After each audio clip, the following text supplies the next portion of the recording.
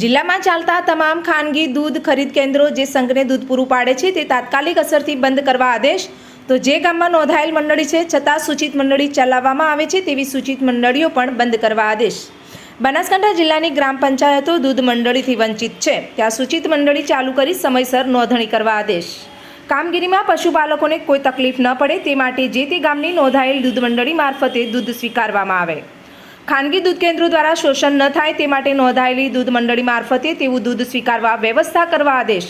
તો ગામની અથવા નજીકની નોંધાયેલ દૂધ મંડળી મારફતે પશુપાલકોનું દૂધ સ્વીકારવાની વ્યવસ્થા કરવા માટે સૂચના. પશુપાલકો દ્વારા વેચાણ થતું દૂધ જે તે ગામની પ્રાથમિક દૂધ ઉત્પાદક સહકારી મંડળી મારફતે સ્વીકારવાના બદલે દૂધ ખરીદ કેન્દ્રો મારફતે પણ સ્વીકારવામાં આવે છે જે યોગ્ય નથી. ઘણા ગામોમાં નોંધાયેલ દૂધ મંડળીઓ હોવા છતાં સૂચિત મંડળી શરૂ કરી તેના મારફતે દૂધ સ્વીકારવામાં આવે છે અને તેની નોંધણી સમયસર કરવામાં આવતી નથી. ખાનગી કેન્દ્રો અને સૂચિત સહકારી મંડળીએ સહકારી કાયદા હેઠળ ઓડિટ પરિપ્રેક્ષ્યની બહાર રહેતા હોવાથી તેમાં ગેરરીતિના અવકાશ રહે છે. કેન્દ્ર સરકારના સહકારથી સમૃદ્ધિ વિઝનને સાકાર કરવા માટે અને સહકારી માળખાને મજબૂત બનાવવા માટે આપના કાર્યક્ષેત્રમાં ચાલતા ખાનગી દૂધ ખરીદ કેન્દ્રો તથા જે ગામમાં સહકારી દૂધ મંડળી નોંધાયેલ છે તે ગામમાં સૂચિત મંડળી પણ તાત્કાલિક અસરથી બંધ કરી નોંધાયેલ મંડળી મારફત જ દૂધ સ્વીકારવું. જિલ્લા રજિસ્ટ્રારે બનાસકાંઠા દૂધ ઉત્પાદક સંઘને પત્ર લખી કર્યા આદેશ.